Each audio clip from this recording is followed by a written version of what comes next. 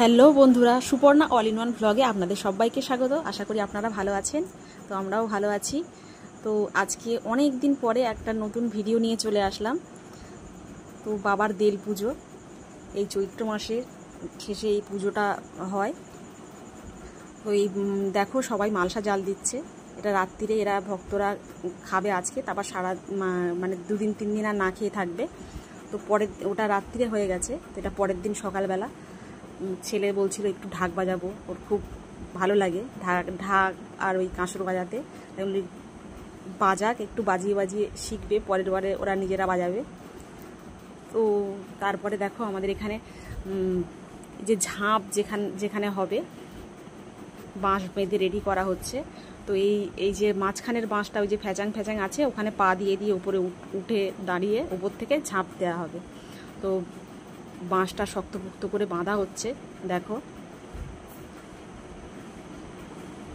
সব ঠিকঠাক হয়েছে কিনা আবার দেখে নিতে হবে, যাতে কেউ পড়ে না যায়। সেইভাবে নিচে 2টো বাঁশ দেওয়া আছে, উপরে ধরার একটা সাপোর্ট রাখার জন্য উপরে মাথার ওখানে একটা বাঁশ দেওয়া হয়েছে। তো সবাই মিলে হাতে হাতে সাহায্য করছে বাঁশটাকে বাঁধার জন্য।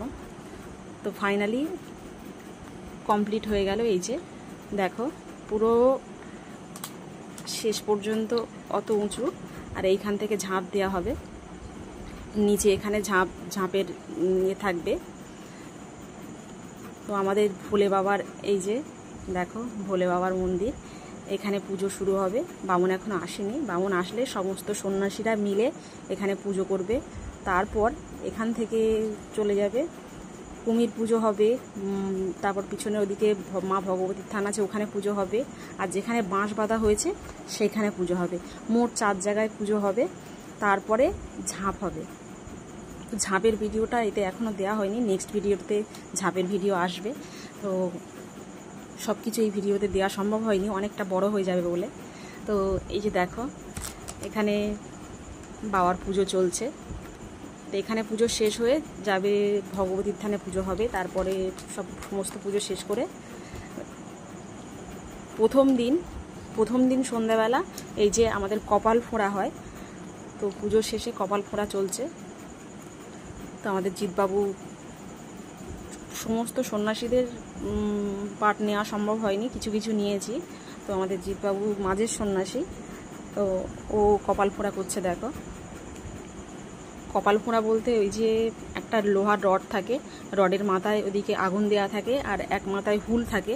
সেই হুলটা কপালে ফুটিয়ে নিয়ে নাচতে হয়, বাবার মন্দিরটাকে পুরো ঘুরে ঘুরে গিয়ে নাচতে হয়। তো আমাদের জিৎবাবুর পালা, এবারে জিৎবাবু করছে। প্রথমে মূল সন্ন্যাসী করে, তারপরে বাকি সন্ন্যাসীরা করে। তো এখান থেকে চলে যাব পরের দিনে কুমির পুজো হচ্ছে। বাবার ওখানে পুজো শেষ করে এখানে কুমির পুজো করতে চলে এসেছে। তো সামনে আমাদের বটগাছের গোড়ায় সমস্ত সন্ন্যাসীরা সবাই মিলে পুকুর থেকে কাদা তুলে এনে একটা কুমিরের আকৃতি গঠন করে।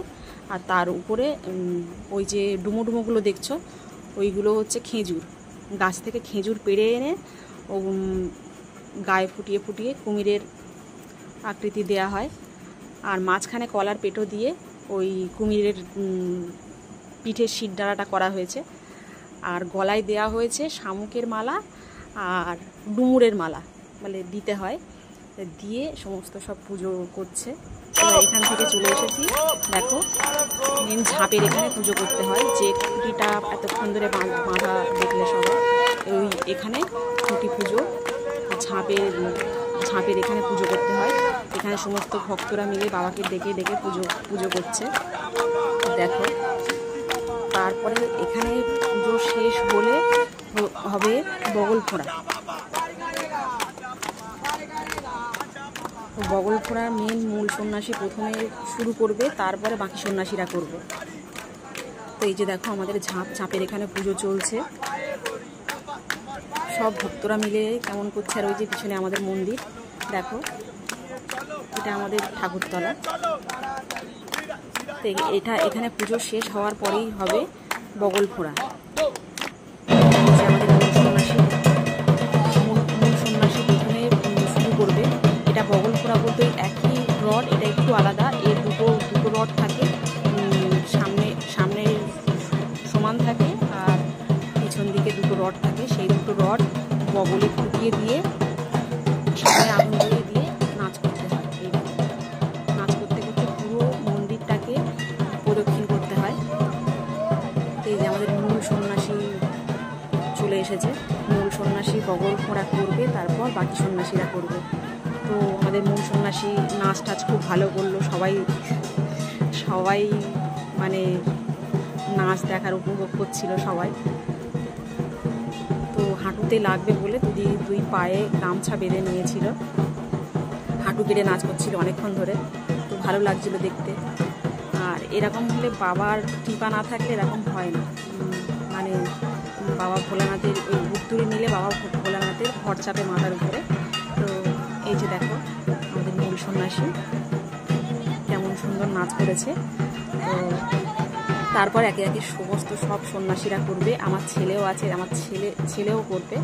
তারপরে লাস্ট হবে ঝাঁপের ভিডিওটা এই ভিডিওতে দেওয়া যায়নি, অনেকটা বড় হয়ে যাবে বলে।